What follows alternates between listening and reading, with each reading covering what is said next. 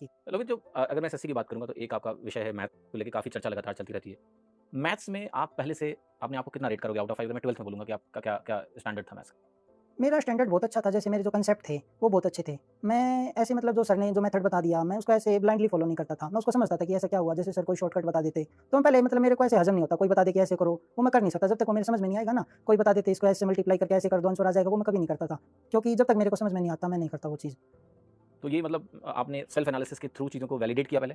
कि अगर कोई ये पर्टिकुलर सवाल इस तरीके से हो रहा है, तो उसका उसका आपने मतलब मैथ्स की अगर बात करूँ तो आपने उसको अपनी जो एनालिसिस है क्योंकि मैथ्स में आपके आप अच्छे थे पहले से। तो क्या आपने उन सवालों को खुद के नज़रिए से सॉल्व करने की कोशिश करी? किस तरीके से आपने देखो, जो मैं चीज़ें करी? मानता हूँ, जो मेरा एनालिसिस या फिर जो मेरा दिल कहता है, वो ये है कि अगर मैं वो सब नहीं करता सेल्फ स्टडी, तो मेरा सीजीएल हो जाता, लेकिन ये रैंक नहीं आती, कुछ आ जाती, मिल जाता कुछ भी। लेकिन जो मेरी ये रैंक आई है, इसके पीछे सबसे बड़ा रीज़न यही है कि मैं समझता था चीज़ों को, कि ये हुँ। कैसे हुआ। फिर जैसे मैं ऐसे था, जैसे कोई नोट्स पढ़ रहा हूँ, तो नोट्स में जैसे 50 क्वेश्चन्स है किसी मान लो किसी भी चैप्टर में, तो 50 क्वेश्चन अगर आप ऐसे सोल्व करोगे, तो आप कर सकते हो, जैसे 1 घंटे में कर लिए, डेढ़ घंटे में कर लिए। लेकिन मैं हर क्वेश्चन को उस नज़र से करता था कि ये मुझे एग्ज़ाम में करना है और एग्ज़ाम में मैं कम टाइम में कैसे कर सकता हूँ।